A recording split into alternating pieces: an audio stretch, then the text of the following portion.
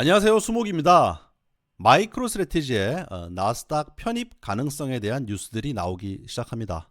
오늘은 마이크로스트래티지의 나스닥 100 편입 시 일어날 수 있는 일들을 한번 얘기해 보겠습니다. 자, 본격적인 내용으로 들어가기 전에 구독, 좋아요 부탁드리겠습니다. 블룸버그의 ETF 담당자 에릭 발추나스는 어제 이런 포스팅을 올렸습니다. 마이크로스트래티지가 12월 23일에 QQQ에 추가될 것 같다 라고 했고요. 요거는 이제 12월 13일 날 발표가 된다라는 거죠. 예, 바로 이번 주 금요일입니다. 13일이면 나스닥 100 인덱스는 매년 12월 셋째 주 금요일에 리밸런싱이 됩니다. 1년에 한 번 리밸런싱을 하고요. 이때 일반적으로 100이니까 100종목이거든요. 100종목 중에 한 10% 정도가 교체가 된다고 하는데, 여기 지금 에릭 발추나스가 올린 내용으로는 한 3종목 정도가 교체되는 것으로 지금 올려놨네요. 참고로 이 에릭 발추나스는 블룸버그 ETF 담당자입니다. 그래서 ETF에 대해서는 굉장히 해박하게 알고 있고 제시하고 있는 데이터들은 거의 정확한 데이터들입니다. 자, QQQ 이게 무슨 말인가? 이게 나스닥 100인가? 이렇게 얘기를 하실 수가 있겠습니다. 자, QQQ는 나스닥 100 인덱스의 대표적인 패시브로 추종하는 대표적인 ETF입니다. 자, 보시는 화면은 ETF 에쿼티 주식 관련된 ETF 중에 운용 규모가 큰 것들을 쭉 정렬한 것입니다. 자, 스파이 한 번 정도 여러분 들어보셨을 거고요. 뱅가드 S&P 500 다 이런 거 한 번 정도 IBB 들어보셨을 겁니다. 최상위권에 있는 것은 S&P 500을 추종하는 패시브 ETF들이고요. 그리고 다섯 번째에 QQQ 인베스코가 만든 이 ETF가 들어가 있네요. 그만큼 최상위권에 있는 그런 ETF다라고 볼 수 있겠습니다. 자, 나스닥 100 인덱스, 이것은 S&P 500과 함께 미국 주식시장의 가장 대표적인 지수입니다. 간단하게 S&P 500과 한번 비교를 해보자면요. 나스닥 100 같은 경우는 상장 거래소의 요건이 나스닥 거래소에 있는 상장 기업들만 나스닥 100에 들어갈 수가 있습니다. 반면 S&P 500의 경우에는 미국에 있는 거래소라면은 다 대상이 됩니다. 미국에 있는 거래소, 뉴욕 스탁 익스체인지가 됐던 CBOE가 됐던 여기에 있는 어떤 기업이다 라고 하면 일단 S&P 500에는 들어갈 수 있는 요건은 된다는 거죠.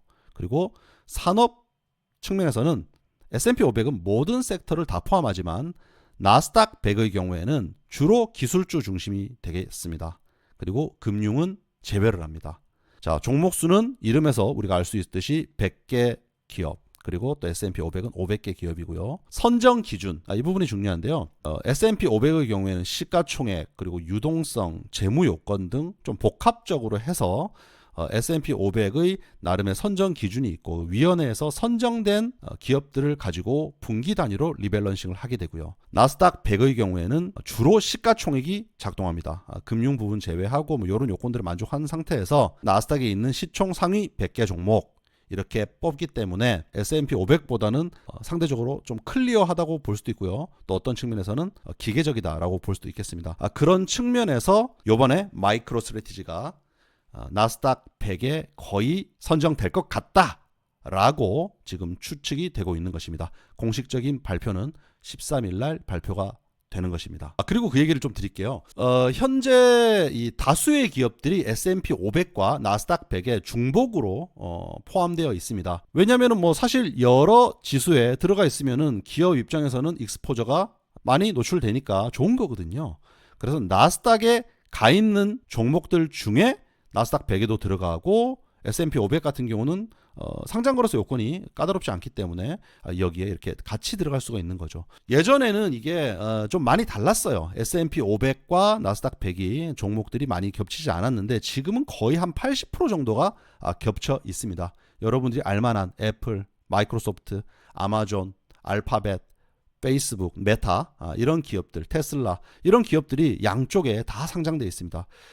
최근에 팔란티어의 경우에도 요번에 앞서 보신 것처럼 나스닥 100에 마이크로스트래티지와 함께 편입될 것으로 강력하게 기대가 되고 있는 종목인데요. 팔란티어가 뉴욕 스탁 익스체인지에 상장돼 있던 종목인데 여기에 들어가려고 나스닥으로 옮겼습니다. 예, 그런 거죠. 자, 그러면 우리가 이제 사실 관심 있는 거는 마이크로 스트래티지가 나스닥 100에 편입이 되면은 뭐가 달라지는데? 이거 아니겠습니까? 자, 나스닥 100에 익스포저를 가져갈 수 있는 도구가 여러 가지가 있습니다. 대표적인 것이 ETF나 뮤추얼 펀드. 여러분들이 뮤추얼 펀드라 하면 여러분들이 그냥 은행이라든지 증권사에 가서 가입할 수 있는 일반 펀드를 얘기하는 겁니다. 그리고 ETF. 이렇게 가장 기본적인 것이고, 그리고 연금도 나스닥 100 종목들을 따라오겠죠. 일부. 그리고 옵션이나 선물 같은 이런 것들도 나스닥 100과 관련된 다양한 이런 인덱스 옵션 그리고 또 이런 관련된 선물들이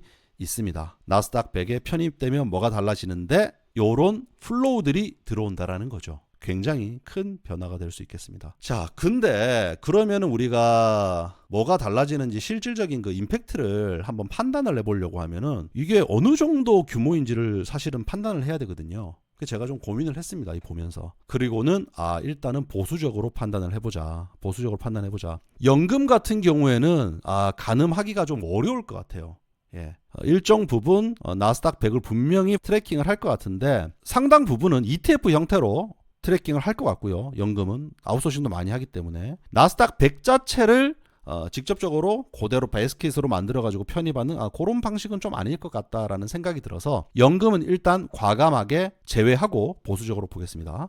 그리고 옵션 그리고 선물 또한 이 뭐 롱도 있고 숏도 있고 또 해칭 목적으로 퓨처스 같은 경우 많이 쓰고 그렇기 때문에 요것도 그냥 퉁쳐가지고 보수적으로 그냥 덜어내버리겠습니다. 그리고 오로지 ETF와 뮤추얼. 그렇지만 뮤추얼도 측정이 좀 애매하거든요. 예. 그렇기 때문에 정말 보수적으로 ETF만 한번 판단을 해보죠. 나스닥 100을 추종하는 ETF를 찾기 위해서 etfdb.com에서 검색을 해보면은 아주 다양한 ETF 그룹들이 나옵니다. 그 중에서 뭐 이런 것들은 이제 ETF 나스닥 100 인덱스를 마이너스 100%, 그러니까 마이너스 1배죠. 예. 그리고 요거는 그대로 정배로 트래킹하는 것이고 또 요거 같은 경우는 마이너스 300%, 마이너스 200%뭐 이런 식으로 여러 그룹들이 쭉 나옵니다. 지금 여기 보시면은 결과물이 1에서 200까지 나온다고 되어 있는데 상당히 많습니다. 예. 그렇지만 압도적으로 높은 비중은 당연히 1대1입니다.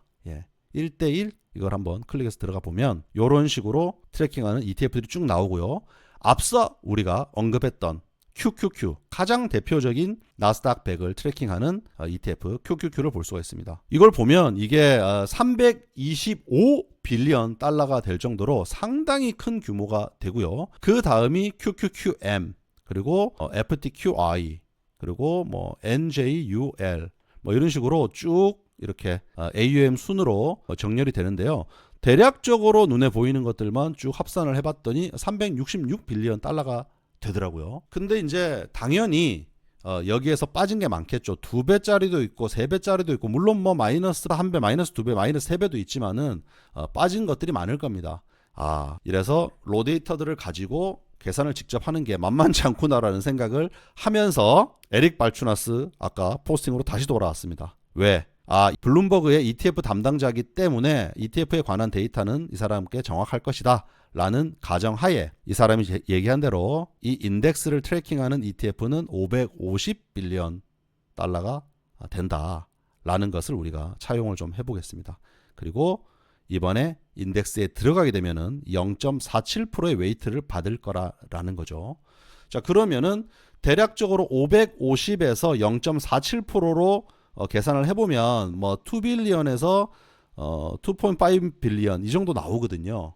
20억 달러 혹은 25억 달러 뭐 이 사이 정도가 됩니다. 자, 이게 들어오면은 그러면 뭐 어떤 효과가 있을까요? 어떤 효과가 있을까? 가격이 의미 있게 오를까요? 이게 금액만 듣고 감이 없지 않습니까? 예. 그래서 조금은 다르지만 그래도 머리를 좀 굴려봤습니다. 그래서 마이크로 스트래티지는 아니지만 마이크로 스트래티지와 특성이 좀 비슷하고 좀 닮아있는 비트코인의 사례를 좀 가져와 봤습니다. 자, 올해 내도록 제가 비트코인의 가격 움직임은 비트코인 현물 ETF가 단기간에 집중적으로 들어올 때 실질적으로 움직였다. 실제로 1월 말부터 3월 중순까지 슈팅을 했고요. 또 10월 중순부터 최근까지 슈팅을 했던 것들이 집중적으로 가파르게 ETF 유입이 늘어날 때 이때 움직인 거거든요. 그래서 제가 한번 숫자들을 확인을 해보니 11빌리언 달러가 1월 말부터 해가지고 3월 중순까지 집중적으로 들어왔을 때 83%가 올랐고요. 10월 10일경부터 최근까지 16빌리언 달러가 집중적으로 들어올 때 68%가 올랐습니다. 자, 그래서 이 사례를 우리가 좀 참고를 해보면은 11빌리언 달러입니다. 단위는 1월부터 3월까지 있었던 11빌리언 달러가 집중적으로 들어왔을 때 당시 마켓캡은 780빌리언 달러였습니다. 비트코인의 마켓캡입니다. 시가총액. 예. 그래서 이거를 임팩트라고 제가 표현을 했는데요. 마켓캡 대비해서 집중적으로 들어온 인플로우, ETF 인플로우가 10일이다 라고 했을 때 1.4% 정도가 되는데 이때 상승률이 83% 정도가 된다는 거죠. 그리고 10에서 12월 달에는 16이 들어왔는데 1200이었습니다. 10월 10일경에 1 트릴리언 200. 자, 그래 1.3 68% 정도 올랐어요. 근데 지금 이제 2에서 뭐 2.5 빌리언이 들어올 걸로 지금 우리가 예상이 되는데 지금 나스닥 100 인덱스에 포함이 되면요. 현재 마켓캡이 현재 마이크로 스트래티지의 마켓캡이 88입니다. 88빌리언 달러가 됩니다. 그러면은 임팩트는 2빌리언 뭐 혹은 2.5라고 하더라도 임팩트는 오히려 더 높습니다. 비트코인이 집중적으로 들어온 거에 하고 비교했을 때요. 물론 여러 가지 가정들이 있어요. 마이크로 스트래티지 또한 패시브 ETF 자금들이 단기간에 지금 비트코인에 이렇게 유입되는 것처럼 단기간에 빨리 채우려고 들어와야 된다라는 전제는 있긴 합니다. 뭐 어느 정도 1월 달에 패시브 펀드를 운용하는 기관들이 12월 23일부터 적용된다고 하면 뭐 연말에 뭐 휴가도 가고 이렇게 하니까 일주일 정도는 모르겠지만 그 이후에 연초부터 집중적으로 담을 수도 있겠다라는 생각 정도는 할 수가 있겠습니다. 자, 이런 것들을 감안할 때 대략적으로 저는 이런 요소들을 감안할 때 한 50에서 100% 정도의 상승 효과를 가져올 수 있지 않을까라는 소설을 한번 써봅니다. 예, 50에서 100% 정도. 예. 언제? 1월 혹은 2월 정도까지. 이때 집중적으로 나스닥 100 효과가 온다면요. 예. 여러분 방금 말씀드린 것처럼 이 계산에는 상당히 많은 가정들이 들어갑니다. 비트코인과 마이크로 스트래티지가 다르고요. 또 패시브 펀드 자금이 집중적으로 들어와야 된다는 가정들이 또 있는 거고요. 여러 변수들이 있지만은 그래도 한번 상상을 해보는 것과 아무 생각 없이 앉아있는 것과는 다르기 때문에 이런 계산을 한번 해봤습니다. 매수 매도의 추천으로 받아들이지 마시고 이 친구는 이렇게 생각하는구나 정도의 재미 혹은 참고로 받아들여 주시면 감사하겠습니다. 자, 내용이 도움되셨다면 구독, 좋아요 부탁드리며 자발적인 유료 후원 멤버십 수목아미 생존투자에 가입해 주시면 채널 운영에 큰 힘이 됩니다. 감사합니다. 수목이었습니다.